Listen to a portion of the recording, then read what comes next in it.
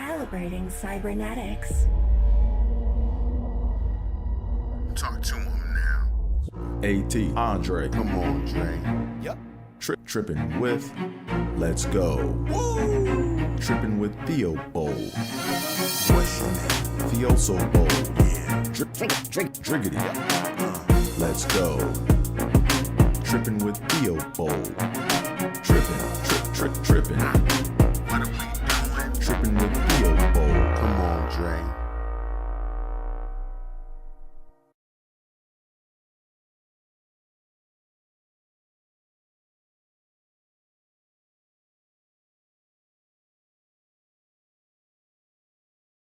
Hey, what's going on, y'all? And welcome to the 71st episode of Trippin with Theobold. I'm your host, Andre Theobold, and welcome. I'm over here messing around. Give me 1 second. I saw something I didn't do that I gotta do.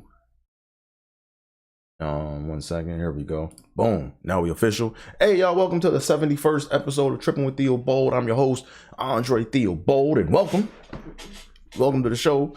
Before I go any further, make sure you guys hit that like button, hit that subscribe button, tell a friend to tell a friend, and do all that fun internet stuff like the old people say, right? Internet. INNANET. 1 T in internet. Or let me see. Let me go get this chat popped in here right quick. Where's this chat at? So I can see who's checking in on little old me and the podcast that will. There we go. YouTube chat. I gotta do this because YouTube likes to be difficult. So, or maybe I'm just old. So there we go. Put that YouTube chat up in there so I can see who's popping in on me and stuff. Don't want to cuss yet because I'm not at the 2-minute mark yet. Well, I kind of am, but I want to be safe. It's all about being safe and keeping things lawful and legal. You don't want to be out here cussing in these streets and YouTube put your video down dead last. Now, forgive me or whatever. I want to pardon something in case you guys might hear it, but there's someone outside arguing my complex. I don't know if they are arguing with they chick or if they getting ready to get into a fight, but it's a lot of yelling going on and a lot of cussing and stuff. So if you hear it, man, my bad, but I can't control that. You know what I'm saying? People don't like or respect the fact that people trying to be successful like myself. You know what I mean? People don't know how to use their inside voices, Anyways, we here. So as you guys know, wait a second, let me go ahead and see, he's cussing right now. This dude has been yelling and cussing for the past 5 minutes. So I mean, I don't know what his problem is, man, but he need to go ahead and shut that shit up. I'm at the 2-minute mark yet. Well, I mean, okay, yeah, whatever. Yeah, I'm getting a little frustrated, man. I don't like when people are outside just cussing and making noise, man. Like, man, take that shit inside and handle your business, man. Making all that noise and ain't gonna throw no punch. If you my thing is this, man. If you're gonna make a lot of noise, man, don't disappoint. Go ahead and do something, man. Yeah, I mean, just go ahead and do something. Let's see, what did I do with my agenda? Why can't I find my daggone agenda? No, it was up here. Sorry, guys. I don't know, losing it. You know what? I'm just gonna open up another agenda because I don't have time for this, and that's just the way it's going to have to be today, my friend. Okay, here we go. Let me go back to my. Oh, that was right here the whole time. I'm just being stupid. Okay, here we go. All right, we back. I'm good. So, as you guys know, I'm a Buffalo Bills fan, and I like to tie my episodes to Buffalo Bills of past and present. So today's Buffalo Bill is none other than Mr. Jason Peters. Jason Peters, I think he's still in the league. I believe Jason Peters is still in the league, man. This dude's been playing since I was in college. He's been playing for a minute, getting them checks. Let me see. I'm pretty sure Jason Peters may have even played in the Super Bowl, right? Let me see right quick, because I don't follow the Eagles. I'm just, I'm trying to make sure that I'm speaking what I know of. So Jason Peters. Oh no, he plays for the Cow. That's right, he played for the Cowboys. Yeah, he's 41, man. And he plays currently for the Cowboys. That's right. But he did play for the Eagles at one point. So shout out to Jason Peters, man. Drafted by the Buffalo Bills in 2004. That was my final year in college. And he was born a day before my birthday. He was born January 22nd, 1982. So, he was born a day before me, or a day. Yeah, he's born a day before me. His birthday is a day before mine. So, shout out to Jason Peters, episode 71, tied to Jason Peters. And here we are. So that's that. What else we got going on here?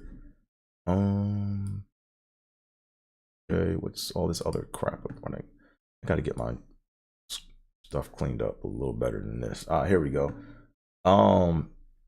So what do I want to promote today? I want to promote me. Today I'm going to promote me. All right. So today I promote me because coming up on February 26th, which is not this Sunday but next Sunday, I will be doing my grad spot at Chocolate Sundays and the hottest stage in Los Angeles, the Laugh Factory, Sunday night. It's the hottest night of the week. So I got to bring it, So I'm going to talk more about that later on in the show. So I just wanted to make sure I put that out there, but I got my grad spot date coming up. I've been looking down this date for about a year, and hopefully if all goes well, I graduate and I get put on the main show, and then I can really start getting into more of my material. But is what it is, man. So I'm gonna talk about this a little later. See what else we got going on. I'm not gonna post a picture of this yet, but shout out to my old lady, man. My old lady made me this dope hoodie, man. She made me this dope designer hoodie, man. I can't wait to show y'all, man. This thing is fire, man. Like at first, I said, I'm giving you all the range. Just do what you want. I'm not gonna suggest anything. I just want you to just take it and run with it, And she took it and ran with the damn thing, man. And I'm telling you, man. At first, I was like, where is this going? And then I saw her add different fabrics and different pieces and doing different things. And she made the hood. And then now, when I put that thing on the other night, I was like, yo, this thing is fire, man. So I'm gonna put her website down in the comments. I'm gonna put her website down in the information in this YouTube video below. But in case you guys are listening to this on Spotify or something else, you can go to terrytachidesigns.com or terrytachidesigns.com or go to Terry Tachi Designs on Instagram, and you'll see all of her fabulous work, man. She does dope work. But like I said, easily, man, the hoodie that she made, man, she could have easily charged me like at least $300 for that hoodie, at least $300, at least, because this thing is like it fits nice, it feels good, it feels unique, like it just, like it's something that you feel like that you couldn't just buy it in a store. Like it's not. I got a one of a kind hoodie. You know what I'm saying? So shout out to my babe, man, for hooking me up with the hoodie. I think she's putting on a few finishing touches, but when she does, I'll definitely show you. But man, that thing is fire. I got pictures of it, but I'm not going to show y'all because I don't want to show it until it's ready to be seen. So shout out to my babe. Shout out to her, man. The hoodie is fire. So I'm gonna go and get into it because this is NBA All-Star Weekend, and there are no NBA DraftKings shenanigans this weekend, so I'm not really gonna give you any predictions. Didn't have any major winnings from this past week, so today we're gonna focus on just my Vegas trip and my Super Bowl fiasco. All right, like this was probably the worst Super Bowl I've ever watched. Not saying that the game wasn't good. The game was, from what I hear, was a very high quality game, but this was the worst Super Bowl for me ever. Like because I barely watched it, and we'll get into that later on in the show. But let me first start off with my Vegas trip. All right, so take a little sip right quick.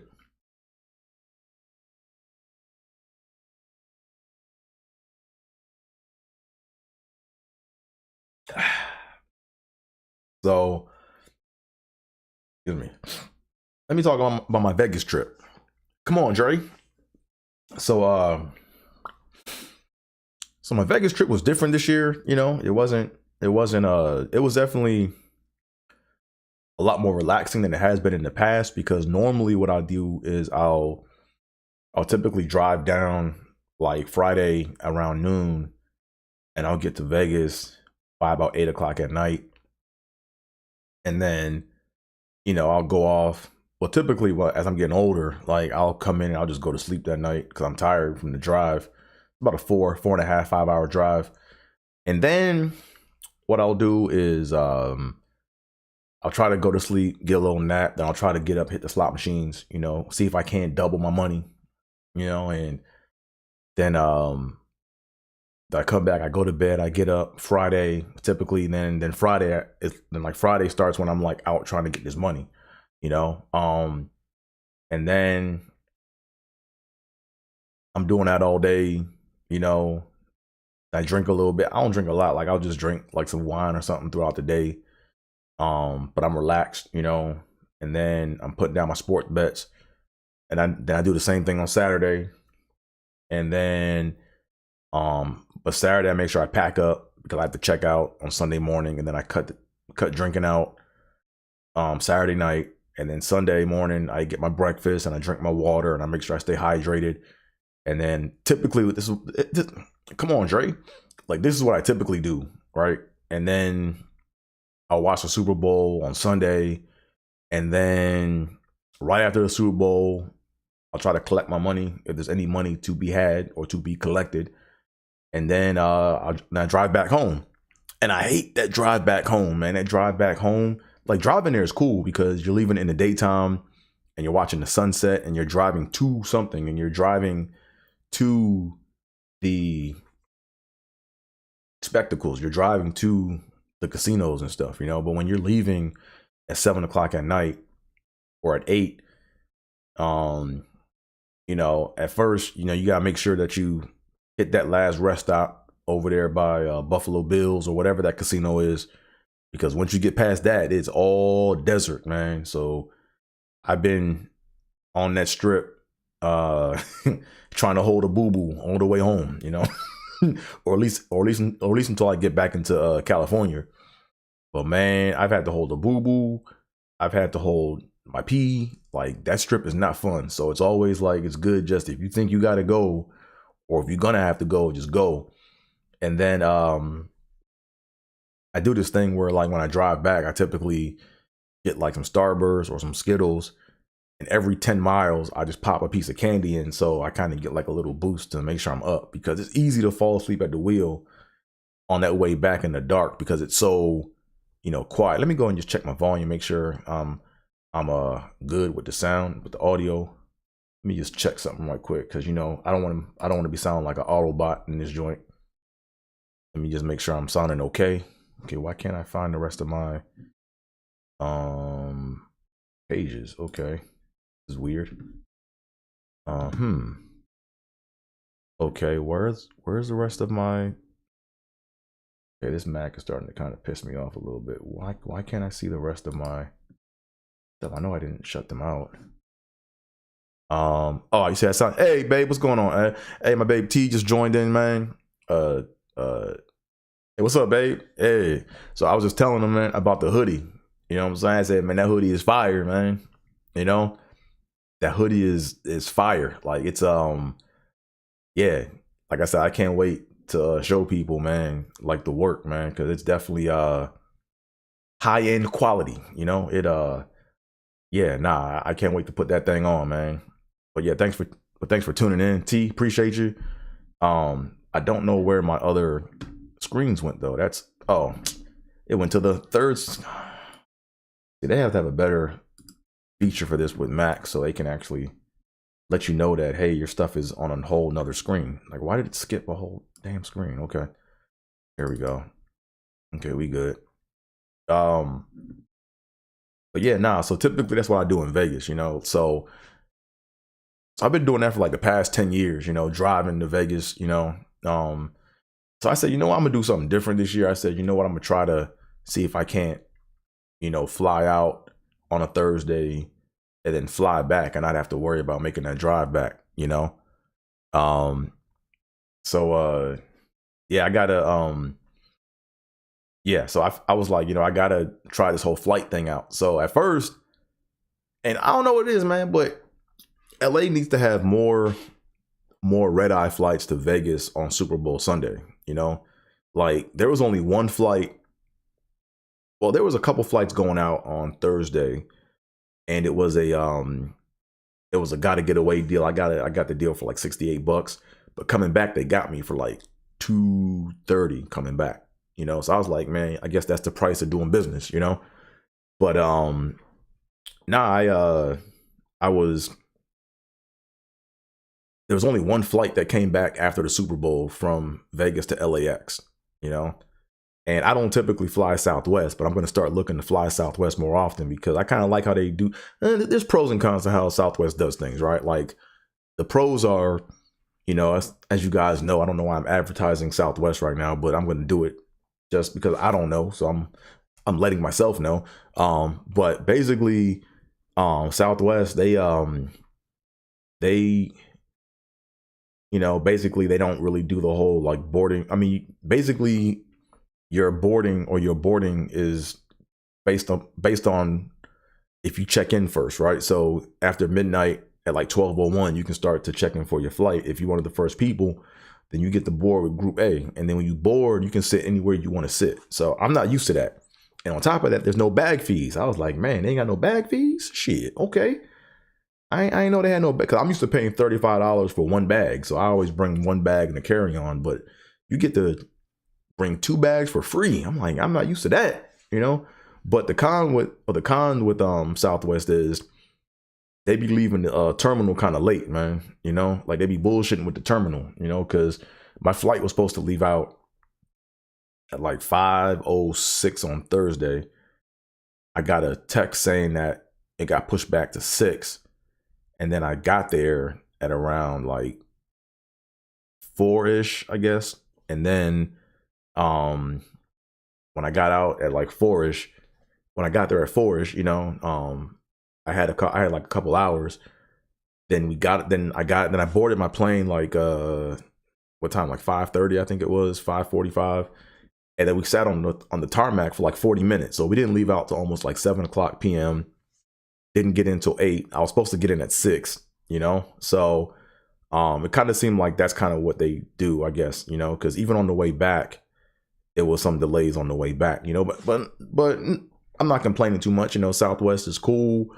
But that was the only flight that was coming out of Vegas back to LAX, was that one flight from Southwest. So if you missed that flight, you stuck in Vegas until the next day, you know. So that was interesting. I tried to book through Expedia and like Travelocity and all that stuff, and they kept saying that they have all these deals and all these special deals and things, and then you book the hotel and they basically give you the flight, you know, or they basically give you the flight, you know. But then when you look at when you can come back, you got to be on. I think the last plane that leaves out or left out on Super Bowl Sunday was like 2 p.m. or something like that, and I was like, yeah, nah, I ain't doing that. So I luckily found out about Southwest, and that's kind of like the thing that's the thing you got to look out for, I guess, you know. But anywho, so I did things different this year. And shout out to my mom, man. She had the Hilton Grand Vacation timeshare, man, and she's been like collecting points on, and I just used her points, man. And I had a dope room, man. I had a dope suite, dope room. Matter of fact, let me go ahead and pull up some pictures and just show you all my trip. See what T talking about here. She says, got me blushing over here, babe. Thank you for all the love. EXO. Yeah, man. Hey, babe, that hoodie is amazing, yo. Like, man, that shit is like, yo. Like at first I didn't know where you were going with it, but yeah, you never get in the way of an artist and their work, man. Just let them do what they do, you know. They got a vision, you gotta let them see that thing through, and that thing is, like I said, I can't wait to show y'all, man. That thing is high end. And then she said, what else? The thing about Southwest, you got to check in exactly 24 hours before. Yeah. Get a decent seat. I do like that you can check in 2 free bags. Oh yeah, yep. She's just confirming everything I said. So so let me go ahead and pull up some pictures of my trip, man. You know, I'm gonna pull up some pictures and show y'all, you know, what I did on my trip. Let me see right quick. Here we go. Got that on me. And then let me go ahead and do you know, gotta do this high tech stuff over here. Let me click on this QuickTime player. And I don't want that. I want new movie recording. I think that's what I want. There we go. That's what I want. Okay. And then now let me go ahead and make sure I share my window capture with y'all. And boom, y'all can see some stuff. Okay, here we go. So here's like let me make sure y'all can see the whole thing. So here we go. I'm just gonna talk with my face behind the pictures, but here's the flight going to Vegas. These little lights that you're seeing, that the little trail of lights, I took a picture of that because that's the road that I know that road very well. Like that's the one road into Vegas, you know, and that road lasts forever. And if you're driving with traffic at nighttime, early nighttime, you know, those lights with all that traffic helps out because, you know, you got cars behind you and in front of you and stuff.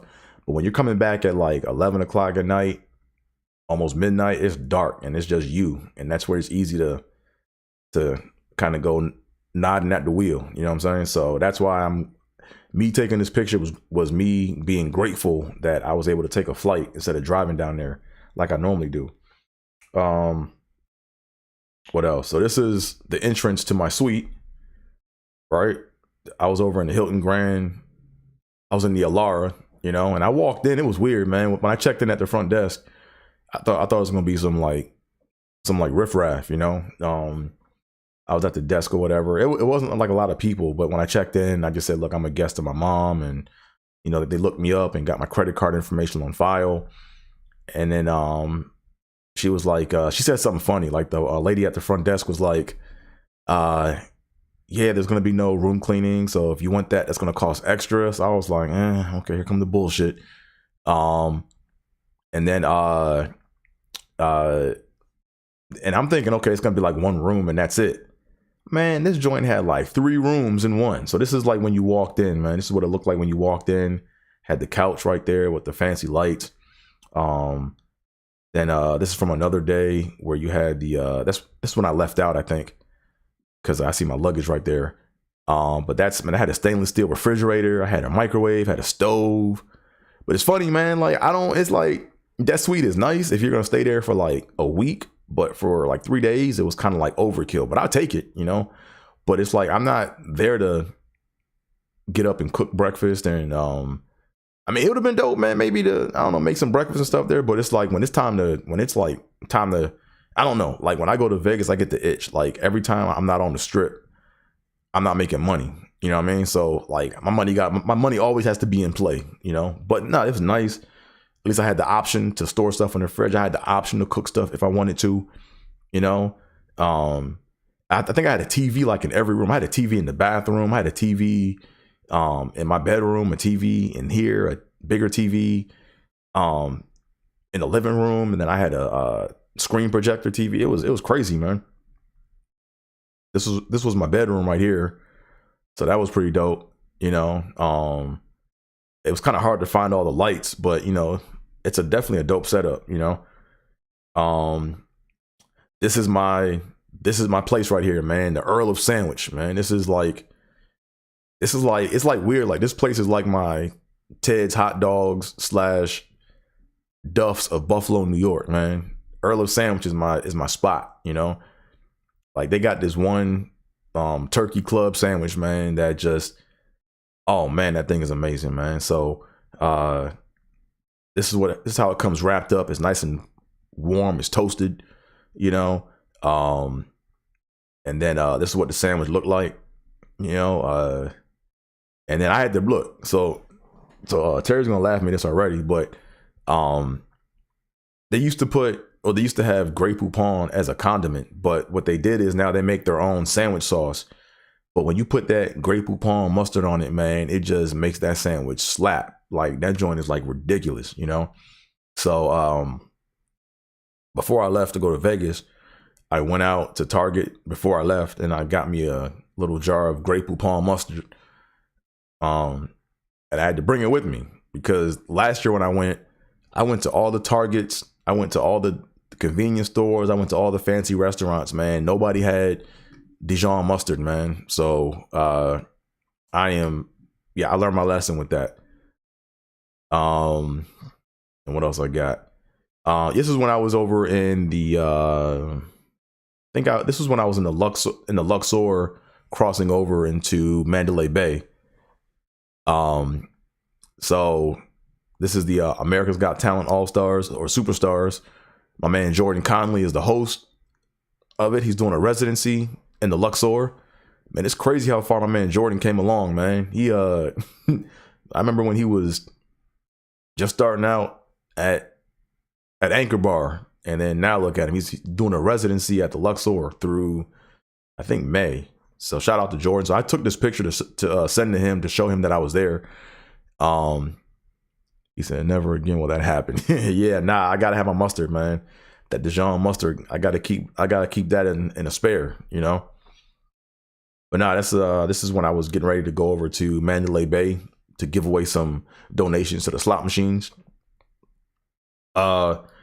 This is like one of my favorite slot machines to play. It's called Dancing Drums. And so I know y'all gonna get on me and shit, but I used to look down and frown upon slot machines. You know what I mean? Like I was like, man, how can you play slot machines? You don't know what you don't really know what's going on behind the machines. I used to make fun of the little noises, and you know, I kept making fun of people, you know, and I'm trying to like, here it is. I'm going to the craps tables, playing craps, playing blackjack, losing my money fast because, you know, a minimum hand is like $25 at a craps table. You know what I'm saying? So you bring $100, you know, you better be hitting. If not, your shit gonna be gone, you know? But anyways, I started playing slots because my mom, like I saw her hit one time. Well, I didn't see her hit, but I was there when she hit, man. And she won like 17 stacks, man. You know what I'm saying? Just in like 3 minutes. So that's why I was like, yeah, nah, I got to try this out to see if I can try my luck. And then if I, you know, hit this, like my theory is if I can hit the big ones or hit like 17 stacks or whatever, or get 17 racks or whatever. If I could hit that, you know, I could take like a grand or two and then go to the craps table and be cute and see if I can't get my money up faster there. But if you only got a couple $100, man, you got to start off with slot show. You just can't go to a table, man, because that shit will get sucked up quick. But Dancing Drums was the game I liked playing because even though it was a penny slot machine, like a lot of slot machines, like, you know, you have to like, I think the minimum you can play on most slot machines on average is like 50 cents, you know, but on this one it was 8 cents, right? So you could play for like the mini pot with like 8 cents a roll, right? So if you have $1, that'll get you about like 9, right? Get you what, like 9, the 9? Can't do math right now. Now it'll get you like 10, about 10 rolls, man, you know, about 10 spins, you know? So I'm just trying to like, you know, when I was playing the Dancing Drums, this is the thing that was giving me back money. Like I was actually like doubling my money. I would put in 20 and then get like, you know, I would like put in 20 and I'd walk away with 20, you know, or put in 20, walk away with 40, you know? So I was doing good on the Dancing Drums. What else? And then I had to play my Ghostbusters machine, man. I had to play this one, you know, but you know, it's 1 cent a credit. I don't like how they do this shit. It's 1 cent a credit, but they say, hey man, max bet is 400 credits. that if you play max credits, that's what unlocks everything, you know. And you know, so that right there you're looking at is a $4 like spin. Excuse me. So excuse me, man. So when I saw the Ghostbusters, when I had to play the Ghostbusters machine, man. But they had nothing for me, you know. On this machine, I did not have the tools, and I did not have the talent. Okay, so this is a nighttime view of my suite. Again, I think this is the same picture. I think maybe. And then in the middle right there, that's the hotel I stayed in. I stayed in the Hilton Alara. It looks like the Sandcrawler from Star Wars. You know, the thing that the Jawas drive around in. That's what it looks like, man. I'm gonna call it the Sandcrawler. That's the new name for it. So the Alara Hilton Grand Vacations Hotel is now the Sandcrawler. That's what I'm gonna call it. Basically every casino has a Buffalo Grand or has the Buffalo slot machine. So I was me being a Bills fan, like I always had to try to sit down and try to play at one of these Buffalo slots.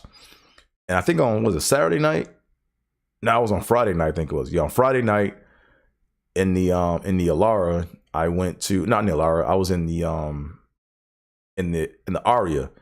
In the Aria, I sat at this Buffalo machine like real early. I got up, what time did I get up? I got up like early as hell. Like Saturday morning. I was up at like, cause I went to sleep early.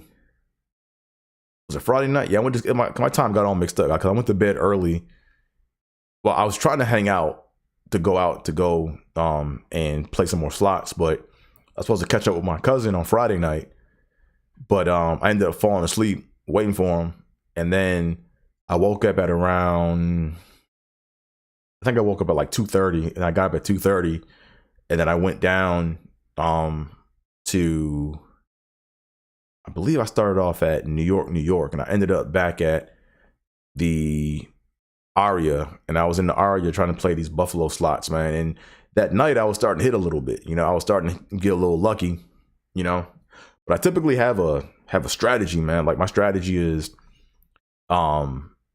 basically, I'm never gonna like let my money bleed off in one casino, you know, or especially at one machine, you know. So what I'll typically do is, if I go into a casino, I'll put in 20 in a machine that'll give me the most amount of rolls. And then what I'll do is, if I win, if I get up to $40, I just cash out because I double my money at that machine, you know.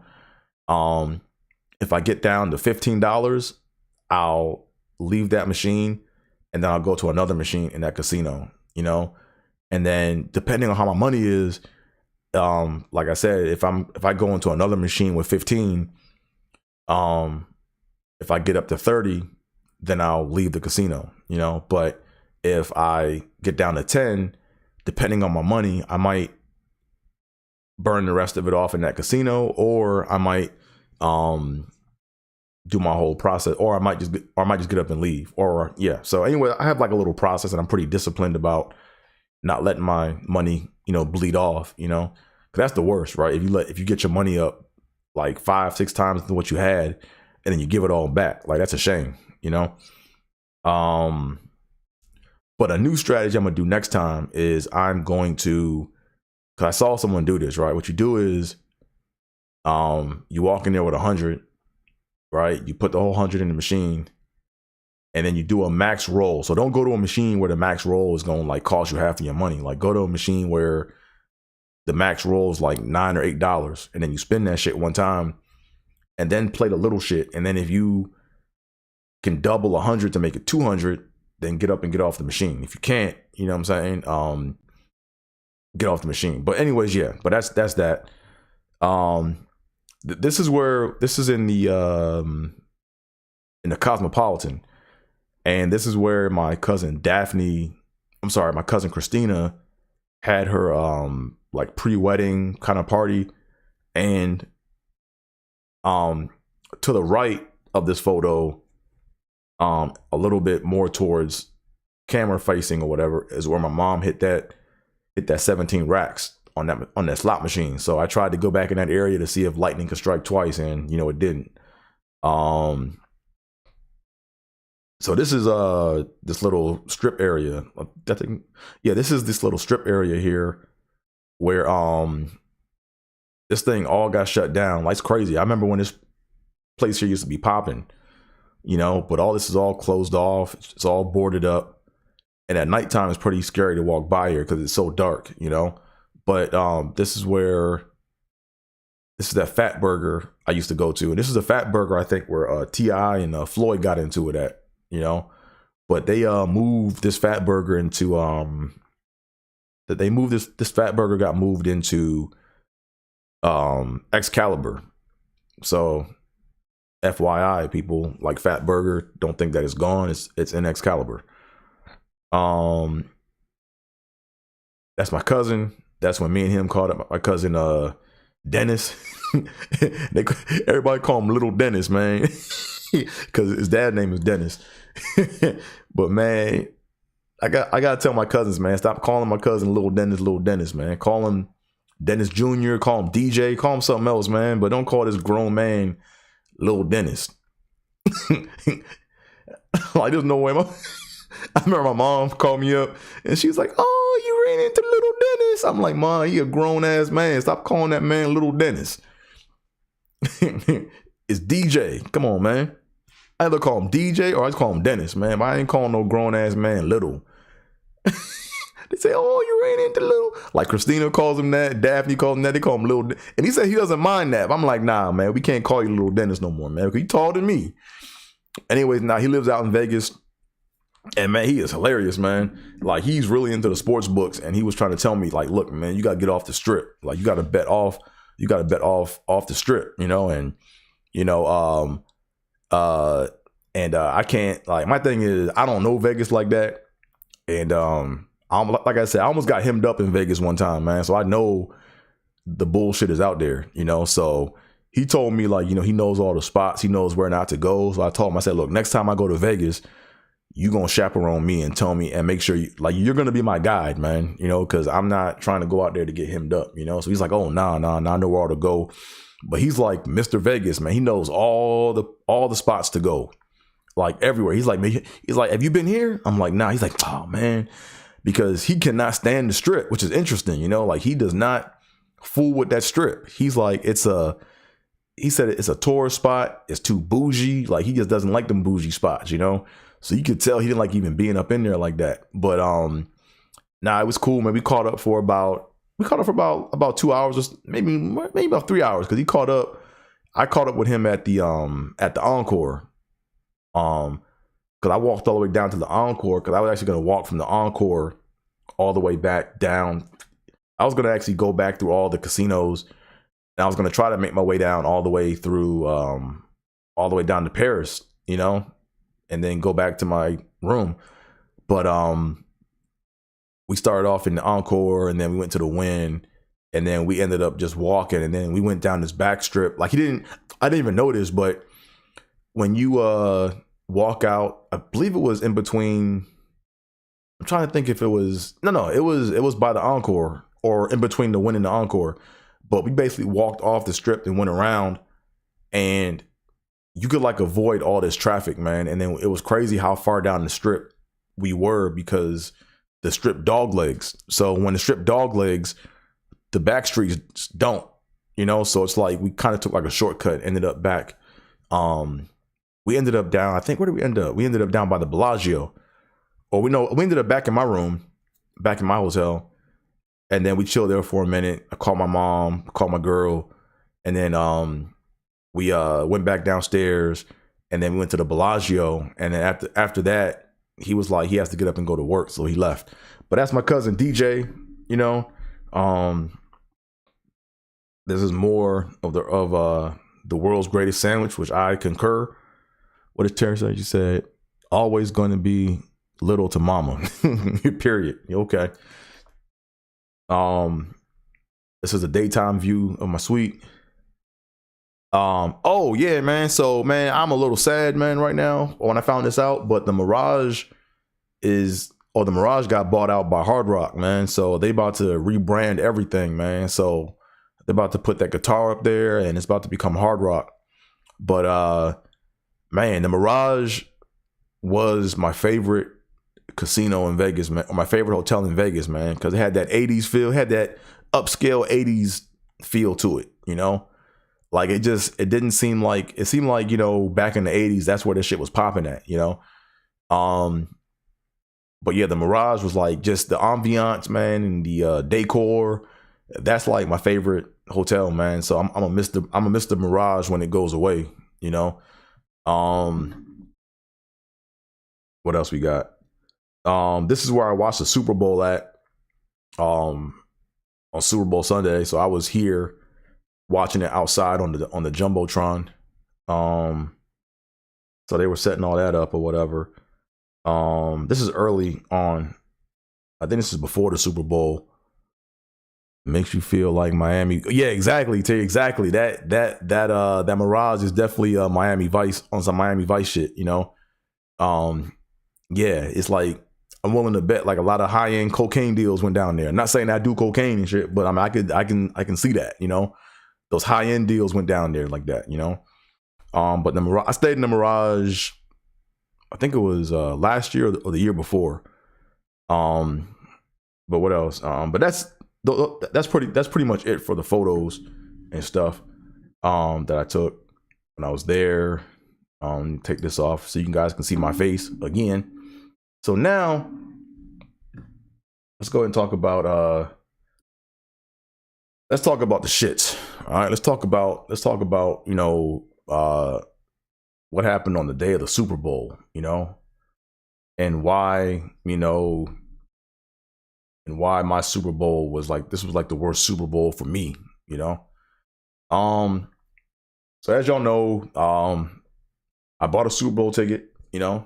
I thought the Bills were going to the Super Bowl this year, so I tried to get in early and I tried to buy a Super Bowl ticket. I got my Super Bowl ticket before the Super Bowl started because I didn't want the Bills to get hot.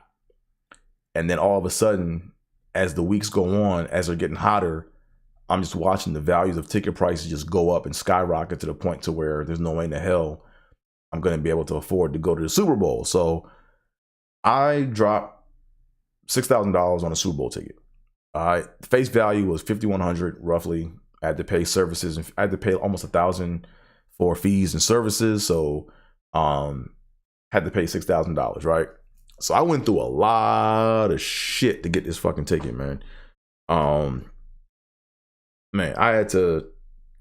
So first off, I had to move my money from one bank to another because one bank I use for savings, where there's another bank where I use to pay my bills and stuff. So I don't have a card associated with my savings account.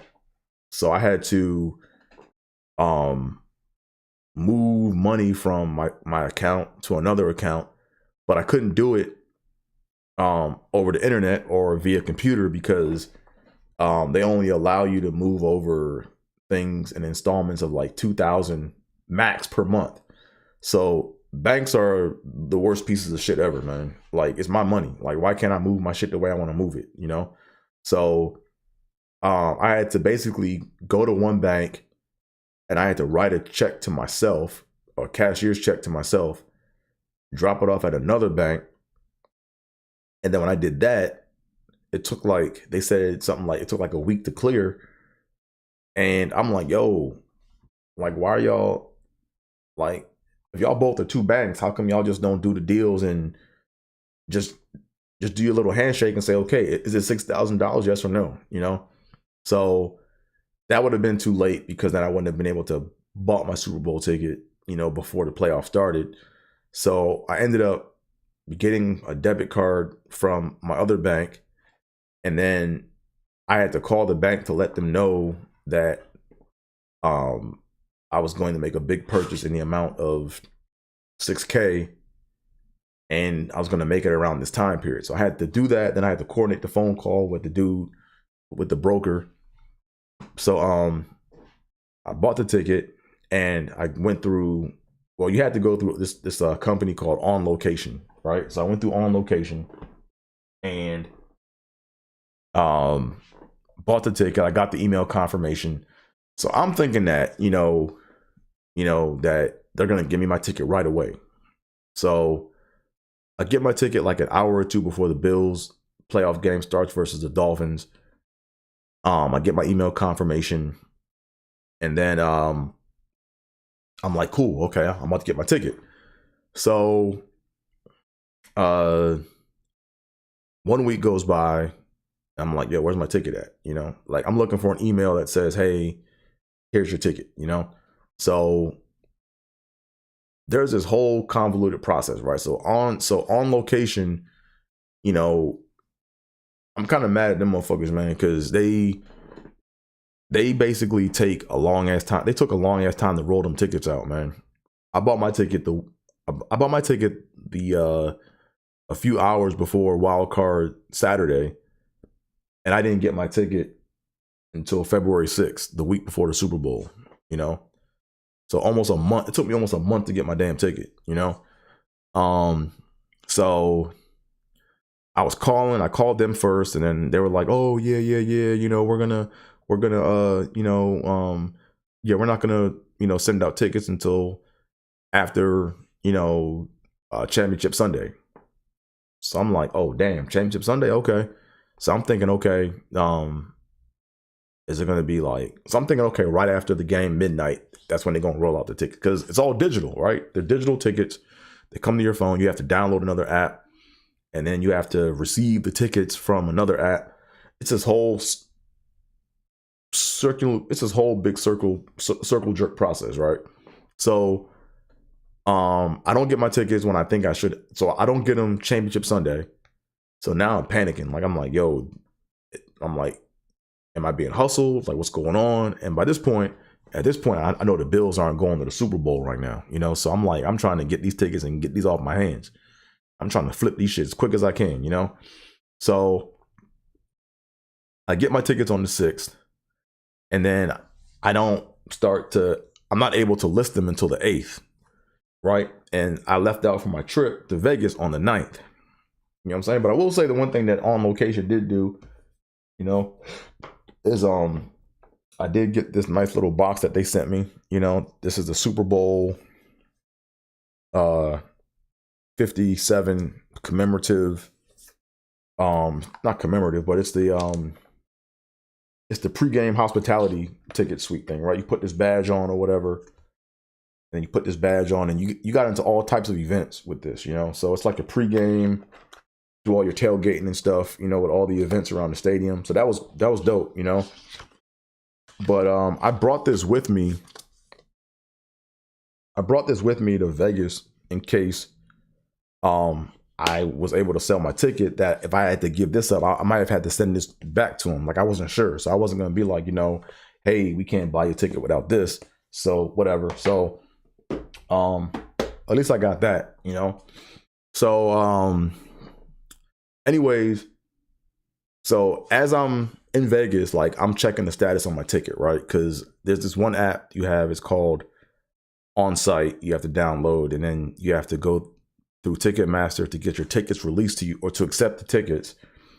And then once you accept the tickets, now you can either keep them or list them to be resold, right? So I say I want to resell my shit. So I listed mine to be resold, and I tried to make like a little profit, Well, in order for me to break even on those tickets, I would have had to sold them for like $7,200 because that would have covered the service fee. And then I would have gotten back the $6,000 that I paid, including my service fee, And then also you have to think too that, since I'm making a sale on an item, I got to pay taxes on this, right? So this counts as taxable income. So I was like, all right, whatever. So throughout the day, like I'm changing my ticket price maybe like 4 times a day. Like I'm going up and down, right? And I was what was I doing? Yeah, I saw some people, man, they had seats worse than mine. Like their seats were like 20 rows behind mine. And it wasn't just one, it was like a couple, it was like maybe like 5 people, man. Maybe the same person, I don't know, but they were in different sections. But they were listing their ticket for like $98,000, right? So I said, shit, if they're listing their shit for $98,000, I'm listing my shit for $99,000, right? Because I want to see shit. You never know. Like, you never know. You might have a billionaire or a millionaire that wants to go to a game at the last minute, and they're just willing to buy whatever just to say that, look, they spent this much on a ticket. So I was trying to see if, if I would have gotten a chance for a come up, But then the day the Super Bowl came, I'm getting nervous. I'm on the edge of my seat. I'm like, yo, I got to get this ticket off my hands. So I started to drop the price, So there's a price in my head where I'm like, you know what? I'm not going below a certain limit. If I have to go, I think my limit was like I wasn't selling my tickets for less than 3, because if I sold my tickets for 3, I'm only going to make 2. So that means that I basically I'm only getting a third, or I lost 2/3 of the value of my ticket, or I basically, So I said, I'm not selling my tickets for anything under 3. So, but here's where the fuckery comes in, right? So, the kickoff is starting or whatever, right? So it's like maybe like a few hours before kickoff or whatever, and I'm looking at the single tickets, right? And I'm in the app, and I'm in the Ticketmaster app, and I'm scrolling up and down, and I'm scrolling down as far as I can go, right? And what happens is you can like list the tickets in ascending order, which means that the cheapest ticket is going to be at the top, most expensive is going to be at the bottom, right? So I scroll all the way down just to see where my shit is at. And that morning, my ticket was like the 46th cheapest ticket. It was the 46th cheapest because I kept count, So I was at 46. I said, okay. And I think I listed my ticket. My final price I listed it for was, I think I just said, you know what? I'm gonna list it at face value. And if I can sell it for $5,100, which is what I paid for it roughly. If I can list my ticket at $5,100, I'll get back 4. I lost 2. Okay, whatever, So excuse me, let me get a drink of this ginger ale right quick.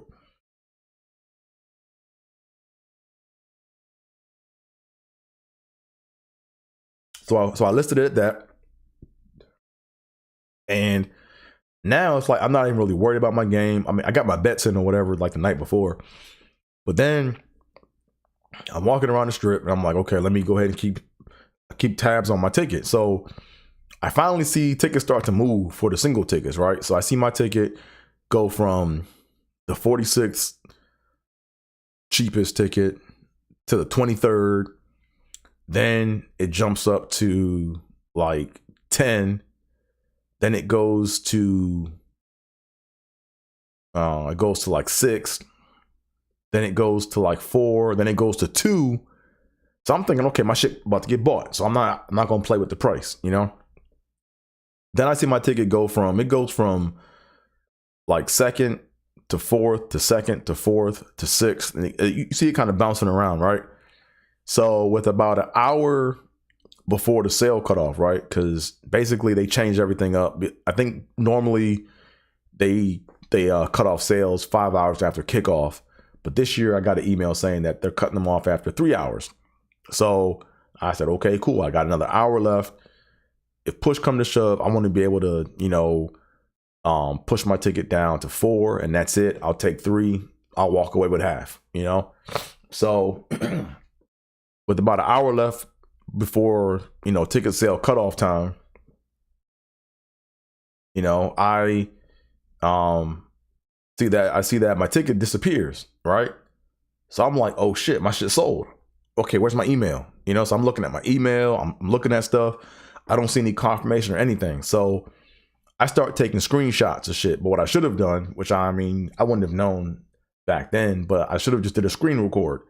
Because I could have screen recorded the whole video and that would help me out more now. But since that didn't happen, it is what it is, But anyways, throughout the whole Super Bowl, I'm doing this in my phone. Like I'm in my phone doing this, I'm not even watching the game, Like, but I'm like, yo, they scored a touchdown, cool.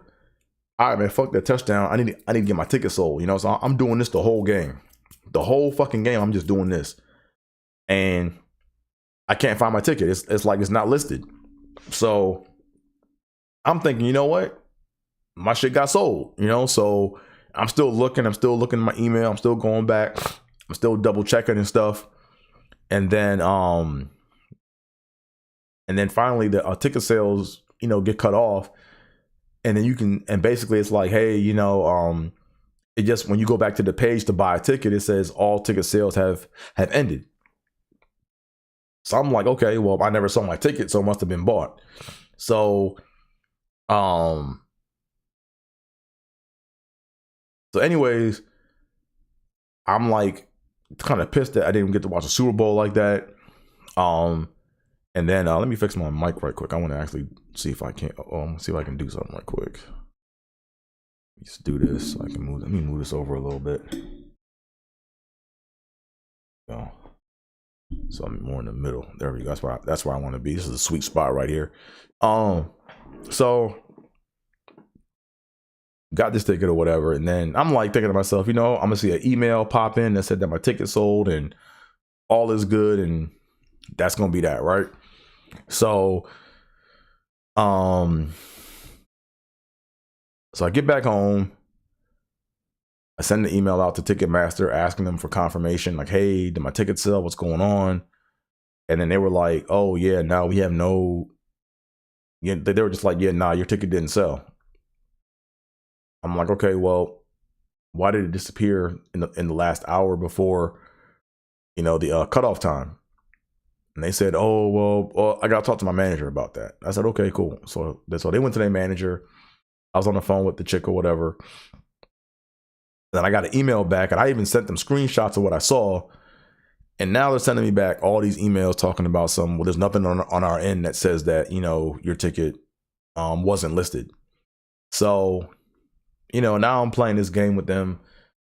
Not sure how much longer I'm going to play with them. You know, like I said, I'm just gathering information, trying to keep my cool, because the way it looks right now, it looks like somebody stole my ticket. That's what it looks like. You know, it looks like there was somebody inside on Ticketmaster that that worked at the gate that said, hey, you know, this person didn't check in for their game yet, so they probably not coming.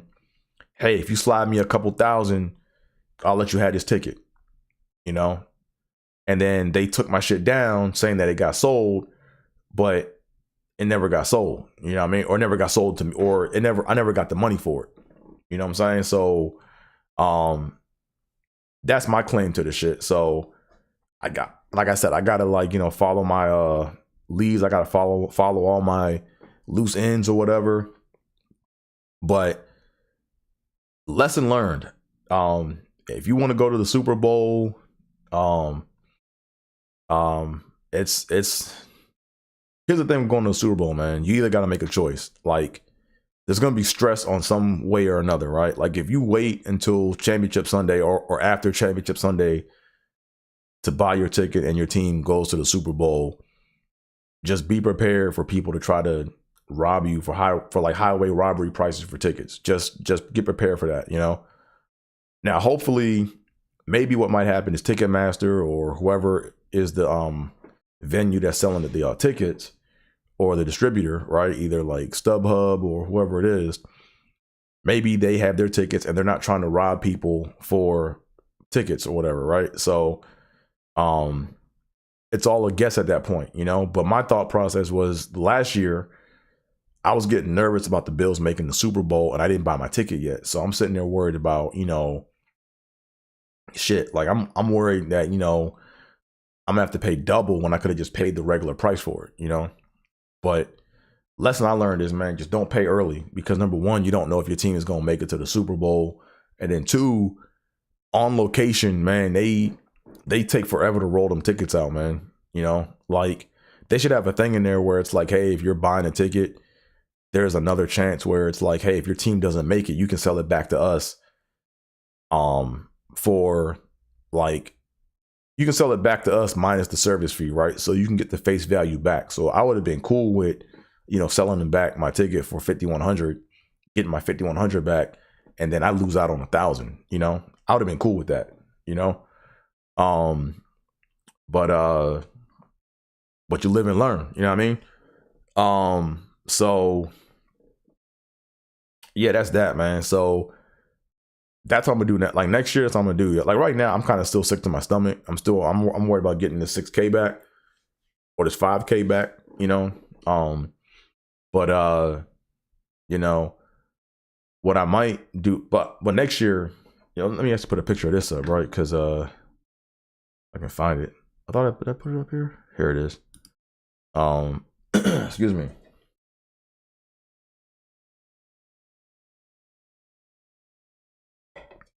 It's, as y'all know, next year, or as you guys might not know, the Super Bowl next year is in Vegas. Super Bowl 58 is in Vegas next year. And I'm hearing some bullshit already about that, man. So I'm trying to book my room right now for next year if I can. Matter of fact, when I get off the computer, I'm gonna go do that right now. But I'm hearing shit like rooms are going for like $10,000 a night on the strip if you want to stay on the strip for Super Bowl weekend. So even if you don't want to go to the Super Bowl, you're gonna have to pay Super Bowl prices to be on the strip. That's what I'm hearing. And then what else? I'm hearing that Super Bowl ticket prices are starting at $8,000.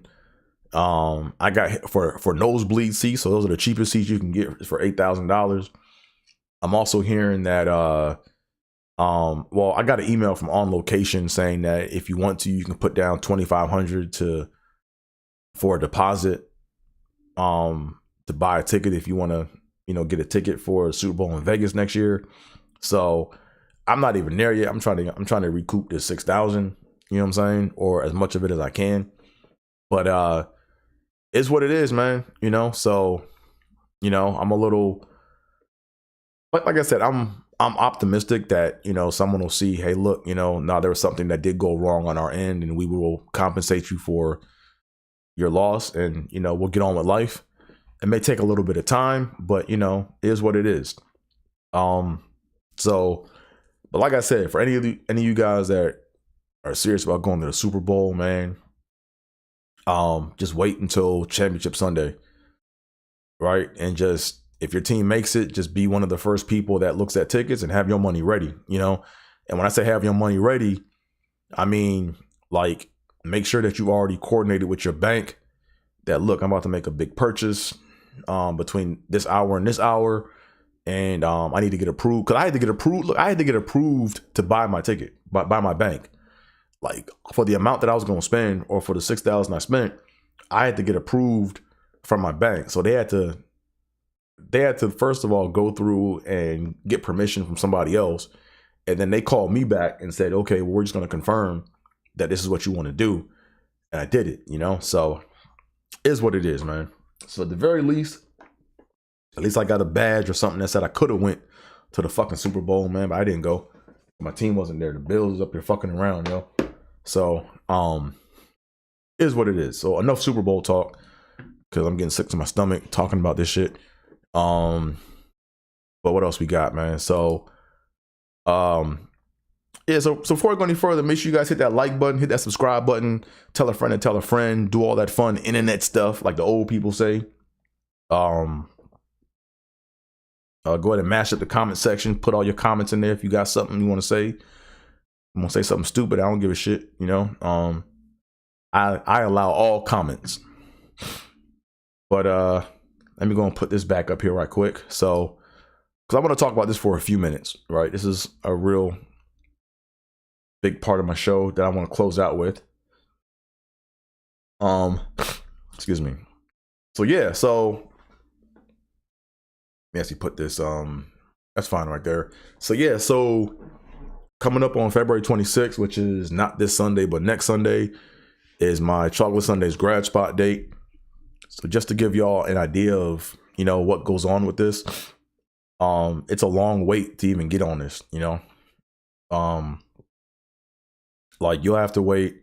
Like, if you wanted to start in the process right now, it could take you anywhere from one to like, it could take you, well, to get to where I'm at in my spot, which is a grad spot, like I'm in the middle, right? So there's the first impression spot, then there's a grad spot date, and then there's main show. And then when you're on the main show, you're probably going to eat the bullet in the first part of the lineup. You're probably going to go first in the lineup, but you get 2 shows and then you're going to be first. But then if you're like a beast, you're probably going to be in the middle. Or if you're like a megastar, you close out the show, you know? So right now, I'm in a grad spot, right? So this is my, what happened? Yeah, so I did first impressions in 2021. I was originally supposed to do it in 2023. My original date was supposed to be May of 23, but I did the virtual, and then in the virtual comedy or the virtual competition, they bumped me up to December of 21, and now I got a February date for my first impression grad spot date. You know, so there's a lot of pressure. I get 5 minutes instead of 3 minutes. It's a big deal. But people that are where I'm at, like sometimes people might be able to, it's going to be at least a year wait, right? But if you know certain tricks of the trade, you could possibly get in for or get a crack at the first part of first impressions. And if you knock it out the park, they might go put you on the main show. I've seen people skip the grad spot date, you know, but I wasn't fortunate enough to skip. So here I am. So I got my grad spot date coming up February 26th, and I want to talk about it for a little bit. So at first I had my set all figured out, you know, like before, like the new year, I had my set figured. I already knew what I was doing for my set. Then, you know, I ran a joke for my set. I ran another joke from another set, you know, and I just kept running different jokes, and I was confident in those jokes. But then, the beginning of February, I actually caught up with a comedian, told him I got my first impressions coming up, and he said, "Hey, so what you doing?" And I was like, I'm not telling you what the fuck I'm doing, but I kind of gave him an outline, right? And my outline basically, I said I'm gonna do a joke about this, I'm doing a joke about that, I'm doing this type of joke, right? So he's like, "Man, you're doing 4 jokes in 5 minutes." So I kind of looked and I said, like, what's wrong with that, you know? So, so I was like, okay. I never thought of it that way. Then, I said, you know what? Let me go ahead and go to this workshop mic. So I went to this workshop mic, you know, that, I kind of just found out about. And I didn't tell them I have my date coming up, but I did jokes from the set that I'm gonna do. And then I found out that one of the jokes that I'm doing, I found out why it's not gonna work, you know, or why it won't work. Or not even why it won't work, why that's not the best joke for me to do. All right. So I kind of started going down this path of looking at my other vulnerable jokes, if you want to say that, my vulnerable jokes. And that's how I'm going out, you know. I'm leaving it all on the table, you know. The jokes that I'm doing for that set will be centric to this channel. So if you follow this channel and if you know what my channel is about, even by the title name, you'll be able to deduce what my set is going to be about, right? 5 minutes on that. So, right now I ran my set Wednesday night. And, it was awkward, you know, but it's one of those things where it's it gets laughs, but it's like people are afraid to laugh, you know, and I have to be the comforter. I have to say, look, it's okay to laugh at this, you know, because I'm making fun of myself and how I grew up, you know, what I had to deal with, you know. So when I ask myself, you know, the main thing I'm asking myself, right? The main thing I ask myself is, you know, do you want to get up there and do just some funny jokes so people can say, oh, you're funny? Or do you want to leave a piece of you on that stage in case you never see it again? you know? And I was like, oh shit, that's different. You know what I'm saying? So I'm leaving a piece of me on that stage on the 26th, you know? I'm leaving a piece of me on that stage. Cause I don't know when I'm gonna be back. I don't know. Come on, Dre. Like, I don't know when I'm gonna be up there again, you know? I don't know how that set gonna turn out. I'm not sure what the reaction is gonna be.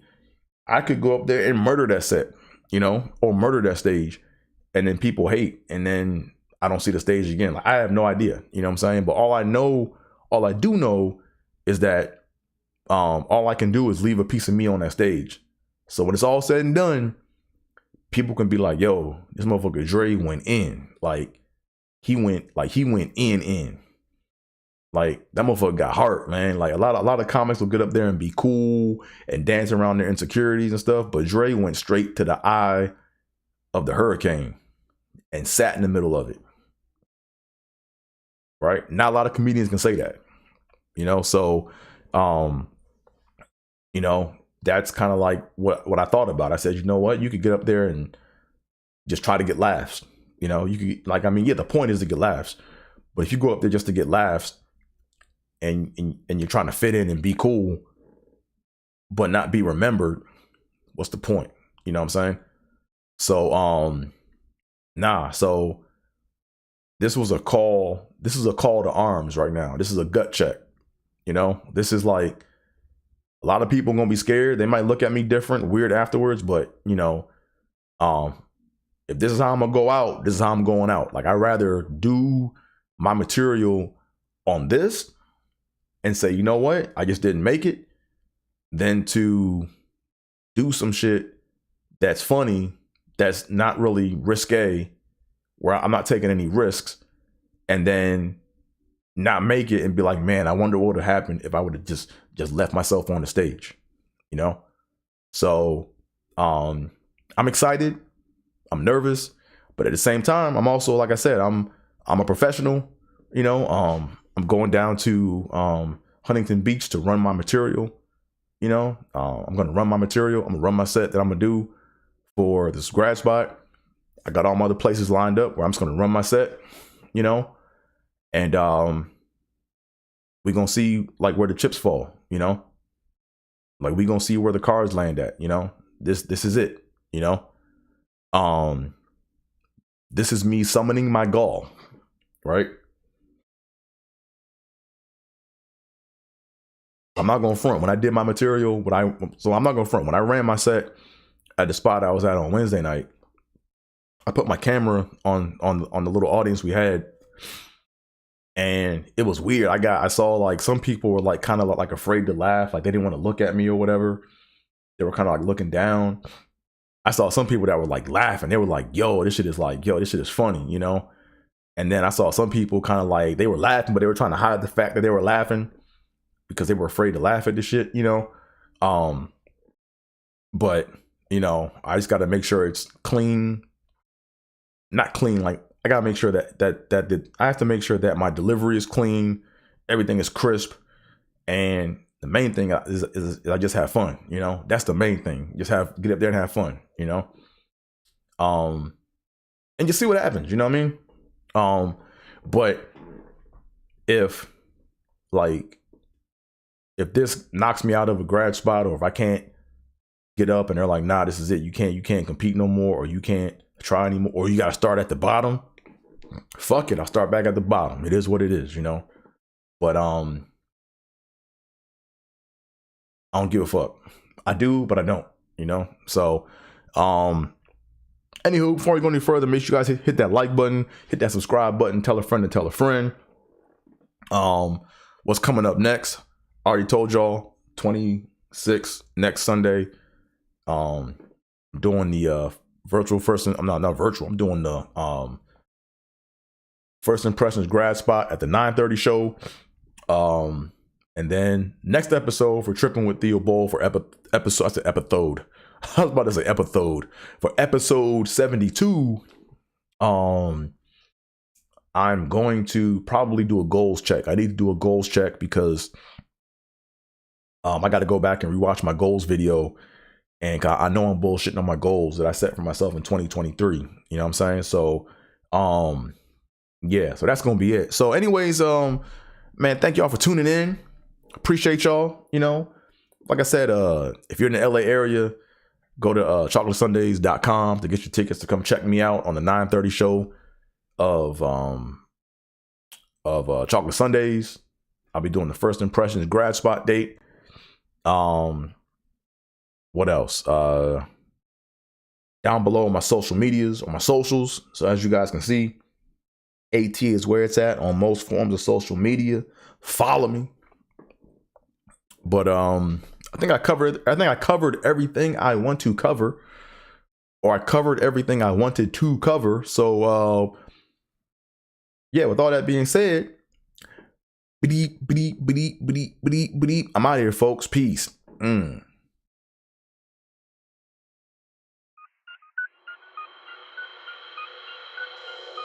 Yep. Trippin' with Theobold. Let's go. Caliente. Trippin'. Yep. Trippin'.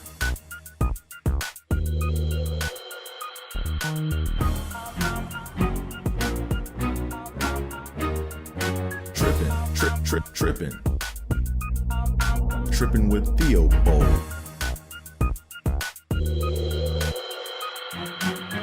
Trippin' with Theobold.